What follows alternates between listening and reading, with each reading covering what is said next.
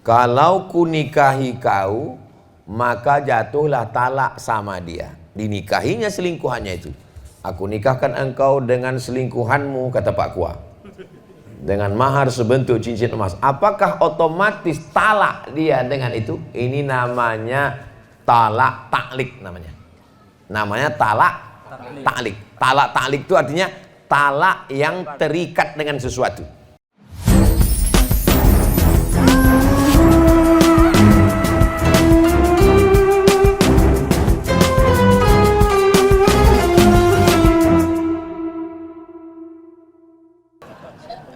Bolehkah pengantin wanita mengqadha sholat? Dipakailah makeup, biru di kiri, hijau di kanan. Pakai. Waktu acara sungkem itu, sungkem kan? Menangis. Ayah duduk sini, anak sungkem. Ayah, betapa engkau mendidik kami. Semua yang menengok itu bukan menangis, ketawa. Kenapa? Lepas bulu mata. Dapat kalian videonya? Dapat? Nanti ku kirimkan. Ini penuh dengan sandiwara semua ini. Apa ini? Macam nonton sandiwara radio Mak Lampir. Perempuan kalau takut makeupnya rusak, berwuduknya setelah azan zuhur. Sholat zuhur dia dulu. Jangan gara duduk di pelaminan, lalu kemudian mengqadha, lalu kemudian dia menjamak. Tidak ada ilat sebab yang membolehkan dia. Kalau jamak qasar, mesti ada musafir 89 km. Kalau mengqadha, mesti ada hajat darurat. Sedangkan menjadi pengantin bukan hajat darurat. Rukun nikah tak ada duduk di pelaminan. Rukun nikah cuman ada mempelai laki-laki, wali, ijab, qabul, mahar, saksi. Cukup. Tak ada duduk di pelaminan. Duduk pelaminan bukan bagian dari rukun nikah. Itu adalah bagian dari kenduri. Maka duduk di situ setelah sholat. Jangan gara-gara itu tidak sholat, meninggalkan sholat, menjamak sholat, mengqadha sholat. Jelas? Jelas. Nah, ini yang bilang jelas yang belum nikah aja. Yang udahnya memang udah terjadi apa lagi. Anak-anak kita, ibu akan menikahkan anak, pesankan baik-baik, jangan sampai tak sembahyang. Di hari pertama nikahnya aja udah melanggar aturan Allah. Aturan Allah aja dia langgar, apalagi aturan kamu. Tak habis-habis kertas ini, ku tengok. Maghrib ya habis. Maghrib baru habis. Maghrib. Jika suami berjanji kepada selingkuhannya, makin siang makin gawat pertanyaannya. Jika dia menikahi selingkuhannya, maka dia akan menceraikan istrinya. Pertanyaannya, apakah sudah jatuh talak terhadap istrinya? Kalau ku nikahi kau, maka jatuhlah talak sama dia. Dinikahinya selingkuhannya itu. Aku nikahkan engkau dengan selingkuhanmu, kata Pak Kua, dengan mahar sebentuk cincin emas. Apakah otomatis talak dia dengan itu? Ini namanya talak taklik namanya. Namanya talak taklik. Talak taklik itu artinya talak yang terikat dengan sesuatu. Kalau nanti ada kau keluar rumah, maka jatuhlah talak padamu. Hati-hati dengan talak taklik. Itulah makanya setelah akad nikah, laki-laki itu disuruh membaca sirat taklik. Jika saya meninggalkan istri saya 6 bulan lamanya berturut-turut, tidak memberikan nafkah zahir dan batin, atau menyakiti fisiknya, lalu dia melapor ke pengadilan agama, membayar iwat 10.000 rupiah, maka jatuhlah talak satu saya kepadanya. Itu namanya talak taklik. Hati-hati dengan talak taklik, jangan macam-macam. Nah, bisa dibatalkan taklik nih, bisa dibatalkannya dengan katakan yang kalimatku yang dulu itu tidak berlaku lagi, batal. Nanti kalau aku menikah dengan si selingkuhan ini, kau tetap yang pertama dan dia yang kedua. Setuju? Setuju. Hati kan? Setuju aja. Ibu di Indonesia sudah dijaga, tenang saja. Karena dalam hukum kompilasi hukum Islam Indonesia, laki-laki ini walaupun gagah berani, banyak duitnya, tidak akan bisa menikah sebelum ada surat izin dari istri pertama yang ditandatangani di atas materi yang dulu 6.000 sekarang sudah naik jadi 10.000 dan disahkan oleh pengadilan agama. Makanya ibu sebelum tidur malam yakinkan di dekat tempat tidur itu tidak ada kertas dan materi. Ini nampaknya ibu gurau ketawa, tapi hati-hati, ini bisa serius. Makanya sebelum tidur malam tuh tengok dulu. Kalau ada di dekat-dekat itu ada kertas materi, hati-hati. Kayak bisa aja malam tuh ditandatangan dulu kan. Nah, jadi surat tuh ditanya sama Pak Hakim, betul ini, betul kan? Nauzubillah. Nah, jadi jangan takut, jangan khawatir.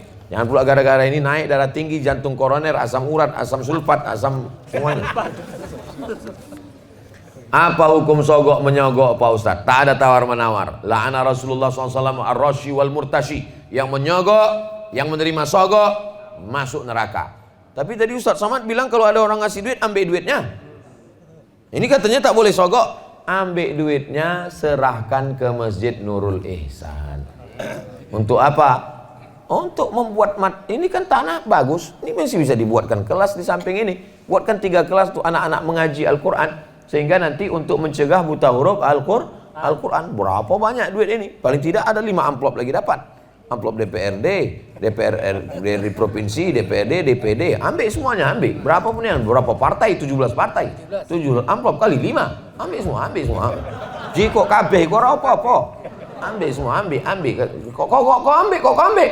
Kata Ustaz Somad, ambil aja semua, ambil. Nah, habis itu bawa kemari. Dia bilang, "Semana Pak Ketua Masjid?" "Iya, ini ada banyak kali duit haram nih Pak Masjid." Ambil. Orang air Joman ini cerdas-cerdas, berduit. Mana mempan main sogok. Sini kalau ada orang bawa duit 100.000, 500.000 tak laku, puih, upil. Tapi kok 5 juta tak tahu juga lah. Ciko juga. Ojo diciko. Transfer aja. Podo ya Pak ya. Insyaallah podo kabeh jamaah iki istiqomah mlebu nang surga. Amin. Banyak juga orang Jawa. 90% Pak. 90? Iya. Masya Allah. Allah memudahkan hambanya apabila seorang hamba sedang dalam perjalanan. Jadi Ustadz, apabila kita melakukan sholat jamak dan qashar di luar wilayah, dimaksudkan wilayah, bagaimana? Ada yang berpendapat wilayah itu di luar tempat lahir. Saya lahir di Silau. Jadi selama saya di Silau tak bolehlah jamak. Ini fikih dari mana ini?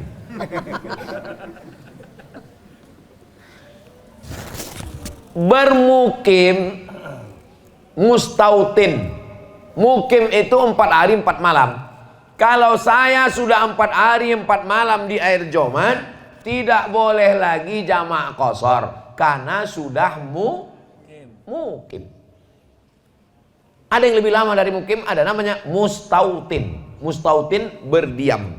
Saya lahir di Silau Laut, kecamatan Air Joman dulu, sebelum kecamatan Silau Laut. Tahun 86, umur 9 tahun baru saya tinggalkan, baru saya merantau pergi. Lahir saya di Silau Laut, tapi mustautin menetap saya sekarang di Pekanbaru.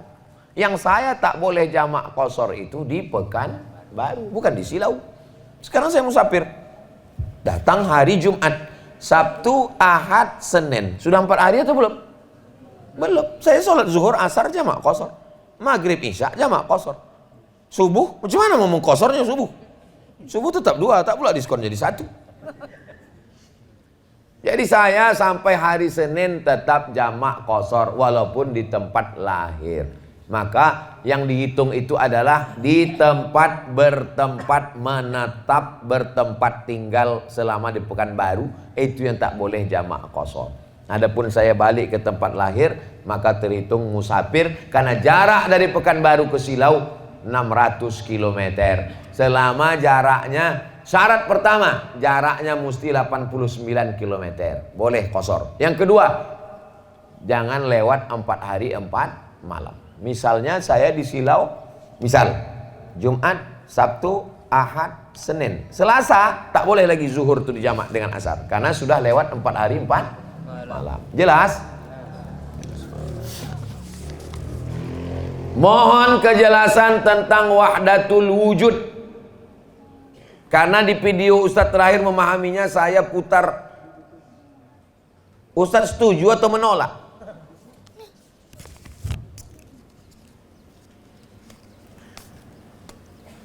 Ada Abdul Somad. Abdul Somad ini ada apa tak ada?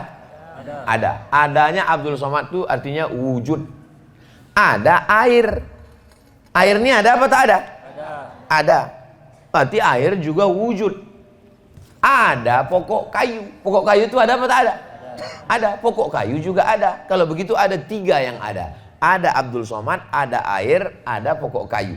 Apakah wujudnya satu? Tidak. Wujudnya 3. Ada pokok kayu, ada air, ada Abdul Somad. Sedangkan yang wahdatul wujud ini kata dia tak ada. Yang ada cuma satu, Tuhan. Abdul Somad dari Tuhan, air pun dari Tuhan, pokok kayu pun dari Tuhan. Maka wahdatu, satu, wujud. Ujung-ujungnya nanti orang yang berpaham wahdatul wujud ini tak lagi sembahyang, karena mengaku Tuhan. Kau tak sembahyang, aku Tuhan tuh. Jadi kalau ada orang di Erjoman ini nanti mengaku Tuhan, 2 gendangannya. Kalau tak Tuhan, hantu. Tuhan tuh. Wahdatul wujud berbahaya. Yang wujud sebenar wujud Allah Subhanahu wa taala. Dia Khalik, dia pencipta. Lalu dia menciptakan kita makhluk. Bukan satu wujudnya. Allah menciptakan makhluk, makhluk menyembah Allah. Bahayanya nanti kalau meyakini ini, nanti dia akan mengaku Tuhan. Sudah banyak nonton video mengaku Tuhan. Banyak serak-serak sekarang kajian-kajian mengaku Tuhan. Ujung-ujungnya tak sembahyang, meninggalkan syariat. Kalau zaman Wali Songo dipancung ini kepalanya. Mudah-mudahan Allah menyelamatkan akidah anak-anak kita, insyaallah. Kalau tonton video itu bagus-bagus, tontonlah bagus-bagus. Saya waktu itu sebetulnya membantah, tapi nontonnya jangan putus. Mungkin ditontonnya waktu itu, habis paketnya. Kalau tonton sampai habis, di ujung itu saya sebetulnya membantah. Di awal tuh nampaknya macam saya wahdatul wujud. Kisah terakhir. Bagaimana kami menentukan pemimpin yang baik untuk bangsa ini sesuai agama? Tak usah pikir-pikir, ikut aja Abdul Somad, selesai. Oke, amin. Mau pikir, aku mau pikir pikir, berapa ya? Untuk DPRD Asahan, udah aku bawa orangnya kemari. Tegak dulu Kak Ani biar nampak oci-oci itu ibu-ibu itu nampak. Kakak saya. Salam. Nama saya ini Abdul Somad. Jadi duduk Kak. Diminta sama kepala sekolah Al-Wasliyah, saya SD Al-Wasliyah Kisaran. Tulislah nama untuk diijazah nanti. Kak Ani lah yang menulis nama. Ditulisnya Abdul Somad Batubara. Supaya mudah cari kerja. Rupanya tak tahu dia awak tinggal di Riau. Di Riau orang Melayu. Jadi waktu mau ngurus paspor ditanya sama orang tuh, kau Islam? Sangkanya Batubara tak Islam. Kakak inilah yang nulis. Jadi dia ini mengurus saya dari sejak SD, mendaftarkan sekolah, mengurus ijazah, mengurus pindah, ngurus kakak saya. Maka waktu balik saya tanya, kakak siap atau tidak? Siap kata dia. Siap, ku kasih waktu aku berkeliling nanti kampanye. Siapa yang perlu kita datang, kita datang. Tukang ayam, tukang ikan kita salam. Yang penting pilih. Mau ke masjid, mau ke mana, kita datangi. Mana datangi? Tokoh masyarakat, datang kita. Itulah maka. Oh kalau gitu Ustadz datang nih karena mau kampanye nih. Enggak, saya datang memang tiap tahun saya pulang. Setiap tahun saya pulang ke kampung. Tak musim-musim, mau musim tak musim saya tetap pulang. Bersilaturahim, membuat kenduri, karena setiap tahun pasti pulang kenduri almarhumah emak saya di bulan Rajab. Sekarang kebetulan bulan Rajab berkeliling. Nah, sampai nanti hari Senin terakhir baru pulang. Ini diminta, ini untuk apa nih? Tanda tangan. Kunjungan Ustadz Abdul Somad di Masjid Nurul Ihsan hari Ahad 4 Februari dalam rangka sholat subuh berjamaah dan kajian subuh. Wah, udah tepat ini kalimatnya. Untung tak ditulis panitia, dalam rangka mengajak mencoblos nomor. Bismillahirrahmanirrahim. Inilah rupanya besar hati jamaah kita untuk kenang-kenangan dengan mengucap nama Allah, berselawat kepada Rasulullah. Allahumma sholli ala Sayyidina Muhammad wa ala Sayyidina Muhammad. Allahu Akbar. Di akhir majelis mari kita sama berdoa kepada Allah. Mudah-mudahan Allah berikan kita kesehatan, istiqomah iman dan Islam, anak kita soleh dan solihah, rajin sholat berjamaah. Pada akhirnya kita semua istiqomah dalam la ilaha illallah Muhammadur Rasulullah. Ala hazihi niyah al-Fatihah. A'udzubillahi minasyaitonir rajim. Bismillahirrahmanirrahim. Alhamdulillahi rabbil alamin. Arrahmanir rahim. Maliki yaumiddin. Iyyaka na'budu wa iyyaka nasta'in. Ihdinas siratal mustaqim. Siratal ladzina an'amta 'alaihim ghairil maghdubi 'alaihim